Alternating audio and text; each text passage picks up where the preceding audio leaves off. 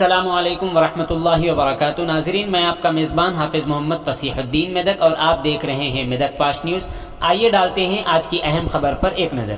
آج تلنگانہ نیشنل یونٹی ڈائمنڈ فیسٹیول کے موقع پر ریاست کے حیوانات، ماہی پروری، ڈیری ڈیولپمنٹ اور سینما ٹرافی کے منسٹر مسٹر تلاسانی سرینیواس یادو نے کلکٹریٹ میدک میں قومی پرچم لہرایا اور پولیس کی پریڈ سلامی لی۔ اس کے بعد انہوں نے خطاب کرتے ہوئے کہا کہ اگرچہ ہندوستان کو 15 اگست 1947 کو آزادی ملی، لیکن حیدرآباد ریاست ہندوستان کا اٹوٹ انگ تھی، لیکن حالات کے پیش نظر پرتشدد تحریکیں چلی جن میں ضلع میدک کے ہمارے جنگجوؤں نے حصہ لیا۔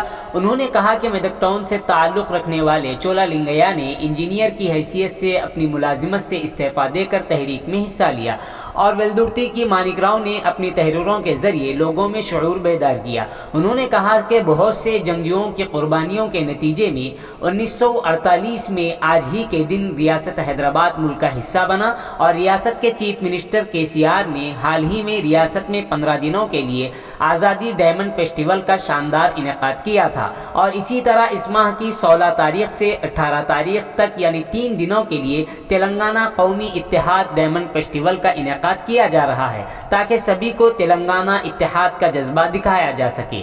2 جون 2014 کو علیحدہ ریاست تلنگانہ کے قیام کے بعد سے چیف منسٹر KCR کئی ترقیاتی اور فلاحی پروگراموں کو اختراعی طور پر تصنیف اور نافذ کر کے ملک کے تمام شعبوں میں ریاست کی قیادت کر رہے ہیں۔ کسانوں کی فلاح و بہبود کے لیے ریتو بندھو، ریتو بیمہ اور مفت بجلی جیسی اسکیموں کو نافذ کرنے کے لیے کسانوں کی طرف سے کاشت کی گئی فصلوں کو خریدنے کے لیے پرکشش امدادی قیمت ادا کر کے ایک تاریخ رقم کر رہے ہیں۔ اسی طرح سماجی تحفظ کے حصے کے طور پر آسرا پنشن، کلیانہ لکشمی، شادی مبارک، KCR کٹ، بھیڑ بکریوں اور ماہی گیروں کی فلاح و بہبود کے لیے مختلف پروگراموں پر عمل درآمد کر کے معیشت کو مضبوط کر رہے ہیں۔ انہوں نے کہا کہ وہ ٹانڈوں کو گرام پنچایتوں میں تبدیل کر کے نیز CC سڑکیں، نالیوں کی تعمیر اور بجلی کی سہولت فراہم کر کے قبائلیوں کی ترقی کے لیے خصوصی پیشکش کر رہے ہیں۔ غریب طلباء کو کارپوریٹ سطح کی تعلیم فراہم کرنے کے مقصد سے ریاست بھر میں فلاحی ہاسٹل اور گروکلا اسکول قائم کیے گئے ہیں۔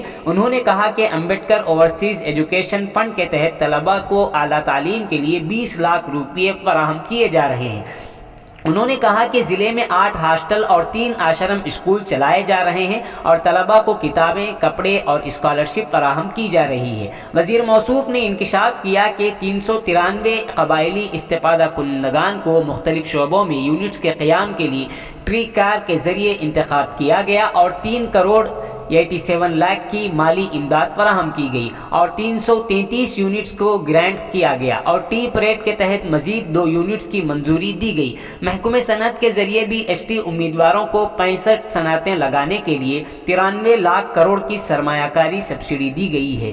گری وکاس اسکیم کے تحت 141 لاکھ روپے فراہم کیے گئے۔ ضلع میں 57,120 قبائلیوں کو فوڈ سیکریٹری کارڈ فراہم کیے گئے ہیں۔ وزیر نے کہا کہ نرساپور حلقے کے 110 قبائلی دیہاتوں میں 21 کروڑ روپے کی لاگت سے سڑکیں اور ڈرین لائن بنائے جائیں گے اور جن قبائلی دیہاتوں میں سڑک کی سہولت نہیں ہے وہاں 5 کروڑ 30 لاکھ کی لاگت سے سڑک کی سہولیات فراہم کی جائیں گی۔ انہوں نے کہا کہ ریاستی حکومت کی طرف سے آدیواسیوں کی ترقی کے لیے کتنے ہی پروگراموں کا انعقاد کیا جا رہا ہے۔ حیدرآباد میں بنجارہ پہاڑیوں کے آدیواسیوں کے لیے سیوالال بنجارہ بھون اور کومورم بھیم آدیواس بھون بنائے گئے ہیں۔ وزیر موصوف نے کہا کہ تلنگانہ سیکریٹریٹ کا نام امبیڈکر کے نام پر رکھنا ایک تاریخی کارنامہ ہے جسے سنہری حروف میں لکھا جانا چاہیے۔ بعد ازاں اسکول کے طلباء کے زیر اہتمام ثقافتی پروگراموں نے مہمانوں کو محظوظ کیا۔ وزیر نے انہیں میومنٹوز پیش کیے۔ اس موقع پر ضلع پریشد کی چیئرپرسن ہیملتا شیکھر گوڑ، میدک MLA شریمتی ایم پدما دیویندر ریڈی، رکن قانون ساز کونسل مسٹر سیری سبھاش ریڈی، ضلع کلکٹر ڈاکٹر S ہریش IAS، ضلع SP روہینی پریا درشنی IPS، ضلع ایڈیشنل SP ڈاکٹر بالا سوامی، ایڈیشنل کلکٹرز شریمتی پرتیما سنگھ IAS، مسٹر G رمیش، ضلع परिषद नायब सदर नशीन Shrimati Lavanya Reddy, municipal chairman T Chandrapal, vice chairman Mallikarjun Goud, library corporation के chairman Chandra Goud, RDO Medak mister P Sairam, जिला minority welfare officer mister Jamla Nayak, DEO mister Ramesh, district science officer mister Raji Reddy के अलावा जिले के अहदेदारों और अवामी नुमाइंदों ने कसीर तादाद में शिरकत की। आइए इस सिलसिले में एक तफसीली रिपोर्ट आप हजरात के पेश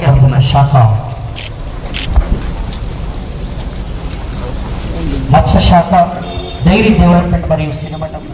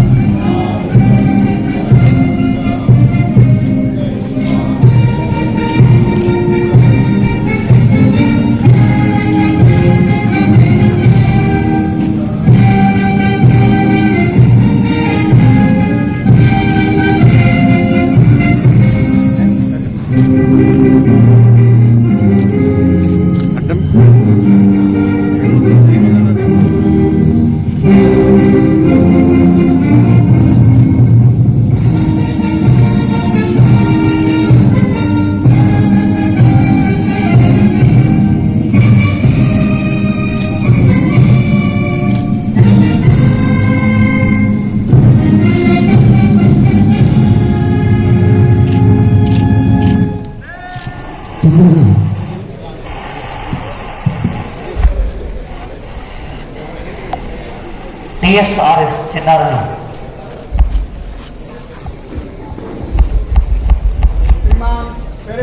समाप्त होगा।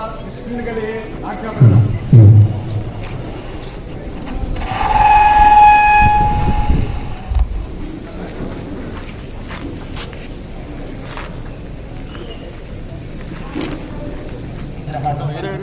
గాంధీ చిత్రపటానికి, తెలంగాణ తల్లి చిత్రపటానికి చక్కగా పూలమాలను అలంకరింపజేస్తూ ఉన్నారు.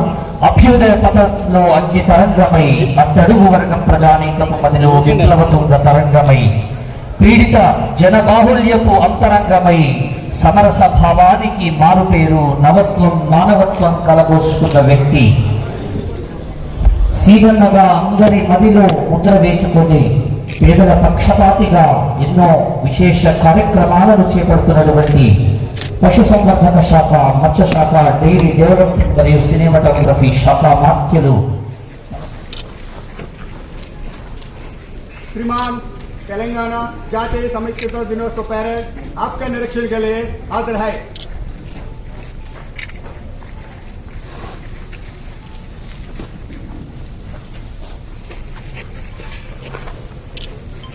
కమాండర్ ఆజ్ఞ తీసుకోవడానికి ముఖ్య అతిథి దగ్గరికి రావడం జరిగింది.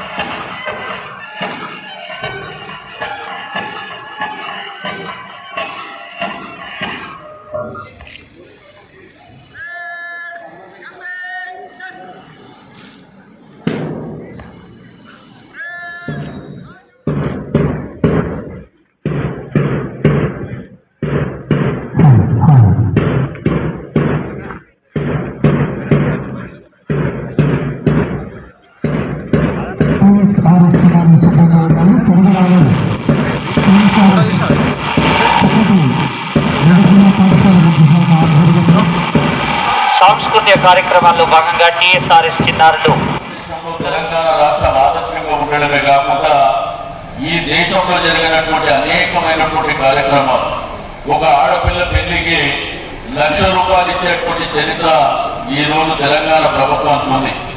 అదేవిధంగా ఆసరా పెన్షన్ల విషయానికి వచ్చినప్పుడు కూడా మరి ఏ రాష్ట్రంలో లేని విధంగా 2,016 రూపాయల పెన్షన్ ని అదేవిధంగా ఫిజికల్ హ్యాండిక్యాప్ ఉన్న వాళ్ళకు 3,016 రూపాయల పెన్షన్ని మరి అది ఇవ్వడమే కాకుండా ఈ సంవత్సరం ఆగస్టు 15 నుంచి 57 సంవత్సరాలు నిండినటువంటి వారికి కూడా మరి మనము ఒక 10 లక్షలు అదనంగా ఇచ్చుకోవడం జరిగింది.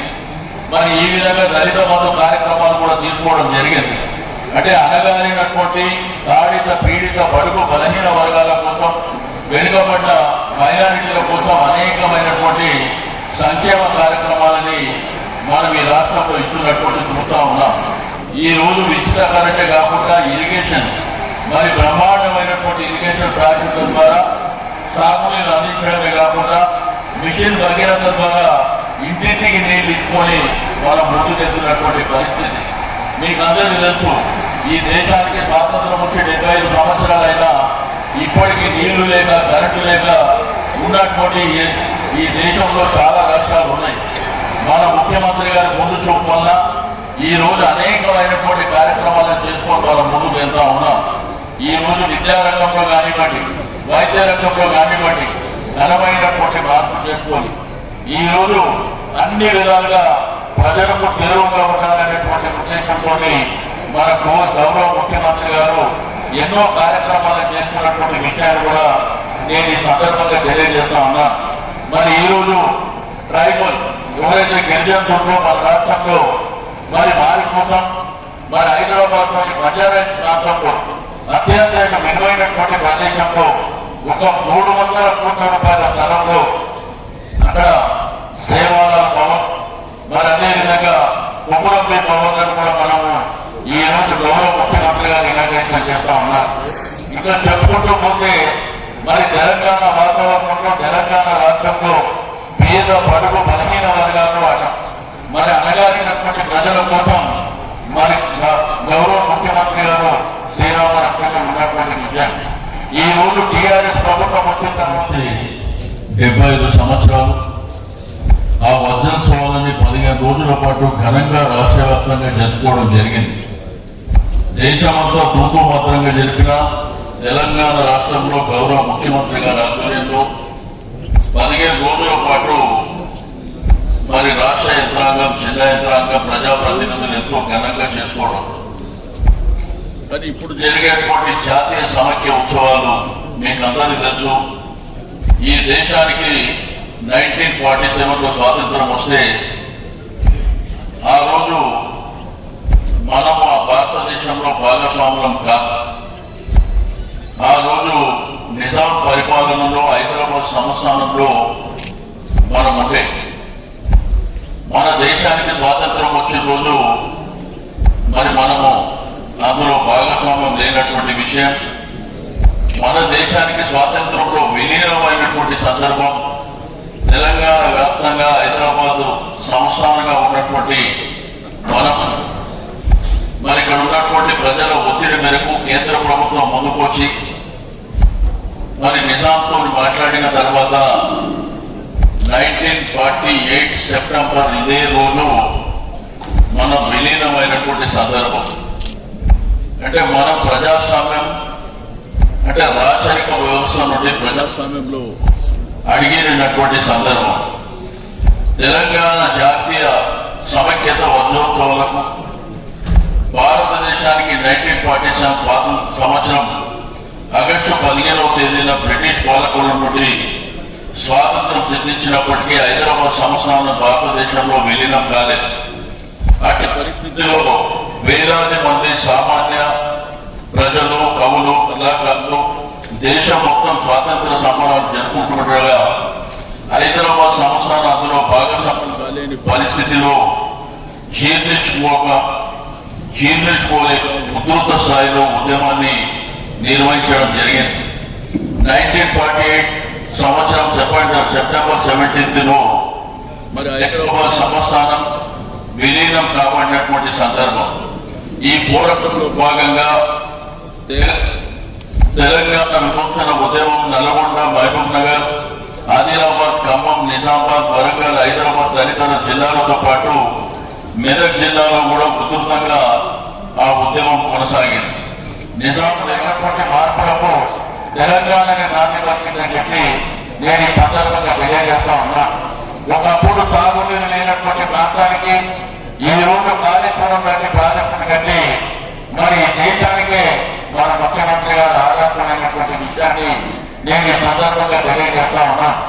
ఈ రోజు మన రాష్ట్ర హైదరాబాద్ నడిపొండలో ఉన్నటువంటి రాష్ట్ర సచివాలయ సెక్రటరీ కూడా మరి భారత రాజ్యాంగ నిర్మాత డాక్టర్ భీమరావు అంబేద్కర్ గారి పేరు కూడా నామకరణం చేయడం ఇది దేశ చరిత్రలోనే సువర్ణ అక్షరాలతో లిఖించబడుతుందని చెప్పి నేను ఈ సందర్భంగా తెలియజేస్తా ఉన్నా. ఒక మహనీయుడు, ఒక దార్శనికుడు, మరి పేదవాళ్ళ మనసునిచ్చినటువంటి ఒక మనసున్నటువంటి నారాజు మన ముఖ్యమంత్రి కేసీఆర్ గారు. కాబట్టి ఈ రోజు అనేకమైనటువంటి కార్యక్రమాలకు మనం శ్రీకారం మొదలెట్టినటువంటి పరిస్థితి. కాబట్టి ఈ రోజు జరిగేటువంటి ఈ బ్రహ్మాండమైనటువంటి కార్యక్రమాలను మీరందరూ భాగస్వామ్యం చేసుకోవడం ఎంతో సంతోషదాయకమైనటువంటి సందర్భం. కానీ ఈ రోజు జరిగేటువంటి ఈ 75వ జాతీయ సమైక్య ఉత్సవాలని మనం ఇంటింగా కాలేజీలో స్కూల్లో ప్రతి విలేజ్లో తీసుకోవాల్సినటువంటి అవసరం ఉన్నది. ఒక్కసారి మన చరిత్రను కూడా నిమరవేసుకోవాల్సినటువంటి అవసరం ఉంది. ఎందుకంటే రీసెంట్ గానే జరిగినాయి వజ్రోత్సవాలు, మళ్ళీ ఎందుకు చేసుకుంటారు అనేటువంటిది కూడా మనం అందరితోనే చర్చ చేయవలసినటువంటి అవసరం ఉంది. ఎందుకంటే ఆ రోజు మన భారతదేశానికి స్వాతంత్రం వస్తే అందులో మనం భాగస్వామి కానందుకు మన ప్రజలు ఎంతో చింతించినటువంటి పరిస్థితి.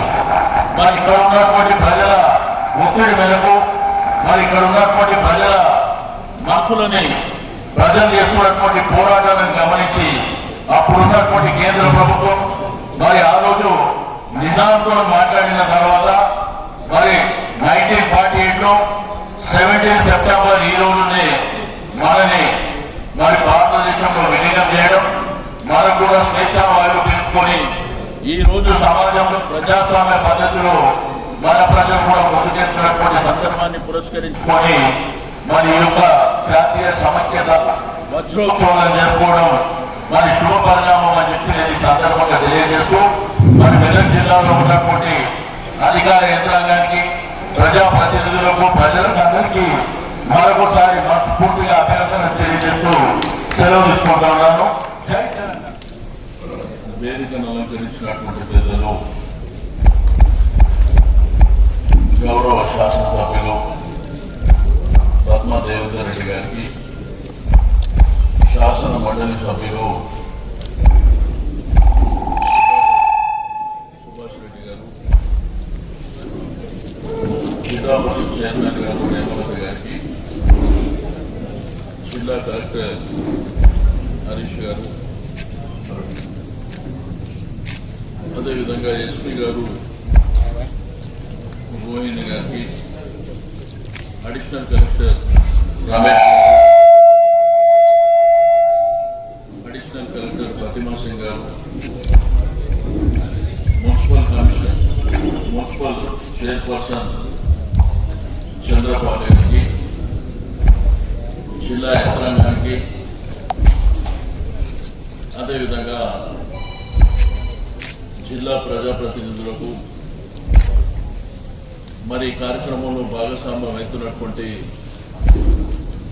విద్యార్థులకు, జిల్లా ప్రజలకు, ప్రతి ఒక్కరికి పేరు పేరున అభినందనలు తెలియజేస్తూ మరి ఎంతో సంతోషదాయకమైనటువంటి సందర్భం. మీకు అందరికీ తెలుసు, రాష్ట్రపతి వ్యవస్థ నుండి మరి ప్రజాస్వామ్య వ్యవస్థలో అడుగెడుతున్నటువంటి శుభ సందర్భంలో మన గౌరవ ముఖ్యమంత్రి గారు తెలంగాణ జాతీయ సమైక్యత వజ్రోత్సవాలని ఘనంగా నిర్వహించాలనేటువంటి సంకల్పంతో మరి నిన్న బ్రహ్మాండమైనటువంటి ర్యాలీస్ జరిగినాయి. మరి ఈ రోజు కూడా ఈ జెండా ఆవిష్కరణ కార్యక్రమంతో పాటు మరి హైదరాబాద్ సిటీలో జరిగేటువంటి గిరిజన సమ్మేళనం, దీంతో పాటు రేపు మరి కళాకారులతోనే కల్చరల్ ప్రోగ్రామ్స్ కూడా ఏర్పాటు చేసుకోవడం జరిగింది. ఇది ఎంతో సంతోషదాయకమైనటువంటి సందర్భం. అయితే ఇక్కడ ఉన్నటువంటి విద్యార్థులకు, టీచర్స్, మరి జిల్లా ప్రజలకు, ప్రజాప్రతినిధులకు ఈ జాతీయ సమైక్యత అంటే మనం అందరికీ మరి స్కూల్స్ లో కానీ, కాలేజెస్ లో కానీ ప్రజలలో కూడా అవేర్నెస్ తేవడానికి కొన్ని ప్రధానమైనటువంటి ఘట్టాలు. భక్తి కోసం జరిగినటువంటి పోరాటంలో మెదక్ జిల్లాకు చెందిన 13 యోధులు పాల్పంచుకున్నారు. నిజాం పోలీసుల చిత్రహింసలు, నిర్బంధాలు, కారాగార శిక్షలను కూడా లెక్క చేయకుండా పోరాటం కొనసాగించడం జరిగింది. హిందూ దేవాలయాలు భజనలు చేయొద్దని హుకుం జారీ చేస్తే దాన్ని ధిక్కరించి భజనలు చేయడంతో పాటు నిజాం సర్కార్ను ఆజ్ఞలను ధిక్కరించి ఆగస్టు 15 తేదీన జాతీయ జెండాను మరి రెపరెపలాడించినటువంటి సందర్భం. మెదక్ పట్టణానికి చెందిన శోధ లింగయ్య ఇండియన్ నేషనల్ ఆర్మీలో ఇంజనీర్ ఉద్యోగానికి రాజీనామా చేసి తనకున్న సైనిక పరిజ్ఞానంతో రజాకారుల దాడులను తిప్పికొట్టడం కోసం రక్షణ దళాన్ని ఏర్పాటు చేయడం జరిగింది. వెల్దుర్తి మాణిక్యరావు తన రచనల ద్వారా అక్షర ఆయుధాలకు సంబంధించి నిజాంపై గలమెత్తడం జరిగింది. అనేక పత్రికలలో వ్యాసాలు, కవితలు రాసి ప్రజలలో చైతన్యం ఇవ్వడం. మాణిక్యరావు రాసిన రైతు పుస్తకంని నిజాం సర్కార్ నిషేధించింది. తొలి ఆంధ్ర మహాసభలు జిల్లాలోని జోగుపేటలో నిర్వహించడం జరిగింది. 1946లో జిల్లాలోని కందిలో ఈ సభలు జరిగాయి. 75 సంవత్సరాల కిందట ఈ రోజు హైదరాబాద్ రాష్ట్రం స్వతంత్ర భారతదేశంలో విలీనమైన రోజు యొక్క ప్రాముఖ్యతను గుర్తించి మన ప్రియతమ ముఖ్యమంత్రి గారు గౌరవనీయులు కె. చంద్రశేఖరరావు గారు యొక్క ప్రత్యేక చొరవతో తెలంగాణ జాతీయ సమైక్య దినోత్సవంగా మనం ఈ రోజు సగౌరవంగా జరుపుకుంటున్నాం. రాష్ట్ర ప్రజలందరూ పండుగ వాతావరణంలో ఆనంద ఉత్సవాలతో జరుపుకొని 16 నుంచి 18 వరకు 3 రోజులు తెలంగాణ జాతీయ సమైక్యత వజ్రోత్సవాలను మరి ఏర్పాటు చేసుకోవడం జరిగింది. జూన్ 2, 2014లో తెలంగాణ రాష్ట్రం అవతరించిన తర్వాత మన ప్రియతమ ముఖ్యమంత్రి మరి కల్వకుంట్ల చంద్రశేఖరరావు గారి అడుగుజాడల్లో అనేక ప్రజలకు ఉపయోగపడే సంక్షేమ అభివృద్ధి పథకాలను రూపొందించి అమలు చేసుకుంటున్నాం. ముఖ్యంగా రాష్ట్ర రైతాంగాన్ని ఉంచుకొని ఉచిత విద్యుత్, రైతు బంధు, రైతు బీమా వంటి పథకాలను అమలు చేయడమే కాకుండా పండిన పంటలను అన్నింటినీ ఆకర్షణీయమైనటువంటి మద్దతు ధర చెల్లించి రైతుల నుండి మరి కొనుగోలు చేయడం జరిగింది. మరియు పేద ప్రజలకు ఆసరా పథకానికి, షాదీ ముబారక్, గొర్రెల పంపిణీ, మత్స్యకారుల సంక్షేమం వంటి పథకాలను ఎన్నో తెలంగాణ ప్రభుత్వం అమలు చేయడం జరుగుతుంది. తెలంగాణ ప్రభుత్వం ఏర్పడిన తర్వాత పేద విద్యార్థులకు నాణ్యమైన విద్యను కార్పొరేట్ స్థాయిలో అందించాలనే లక్ష్యంతో సంక్షేమ హాస్టళ్లు, గురుకుల పాఠశాలను రాష్ట్ర వ్యాప్తంగా స్థాపించుకోవడం జరిగింది. ఇంకా కొనసాగింపుగా మిగిలిన అన్ని పాఠశాలల అభివృద్ధికి మన ఊరు మనబడి పథకాన్ని కూడా మనం ప్రారంభించుకోవడం జరిగింది. ఎస్టీ వసతి గృహాలు మెదక్ జిల్లాలో మొత్తం 8 వసతి గృహాలు ఉన్నాయి. అందులో ప్రీ మెట్రిక్ వసతి గృహాలు 490 మంది విద్యార్థులతో మరి నడపబడుతున్నటువంటి మరియు పోస్ట్ మెట్రిక్ కళాశాల వసతి గృహాలు ఉన్నాయి. అందులో బాలుర బాలికల 2 బాలికల వసతి గృహాలు 275 మంది విద్యార్థులతో మరి నడుస్తున్నటువంటి విషయం జిల్లా ప్రజలందరికీ తెలుసు. ఆశ్రమ పాఠశాల మెదక్ జిల్లాలో 3, మరి అందులో దగ్గర 640 మంది విద్యార్థులతో మరి ఆ యొక్క ఆశ్రమ పాఠశాల మరి రన్ అవుతున్నటువంటి విషయం మీ అందరికీ తెలిసిందే. వీరికి లైబ్రరీ బిట్స్ మరి డిఓడి స్కూల్ కానివ్వండి మంచాలు ఇవ్వడం జరిగింది. నోట్ పుస్తకాలు 22-23 విద్యా సంవత్సరంకు 11,951 నోటు పుస్తకాలు, 2 జతల యూనిఫామ్లు మరియు దుప్పట్లు, తుపాలు విద్యార్థులకు పంపిణీ చేయడం జరిగింది. ప్రీ మెట్రిక్ స్కాలర్షిప్ 2021-22 సంవత్సరంలో 9 మరియు 10వ తరగతి విద్యార్థులకు రాజు విద్యా దీవెన పథకం కింద ఫ్రెష్ మరియు రెన్యువల్ 746 మంది విద్యార్థులు రిజిస్ట్రేషన్ చేసుకోగా అందులో 155 మందికి రూపాయలు 2,250 చొప్పున 3,48,750 రూపాయలని మనం మంజూరు చేసుకోవడం జరిగింది. మరి 5వ తరగతి నుండి 8వ తరగతి విద్యార్థులకు మరి ఈ స్కీమ్ కింద కూడా మనం కార్యక్రమాలు తీసుకుంటాం. బట్ ఈ విధంగా చెప్పుకుంటూ పోతే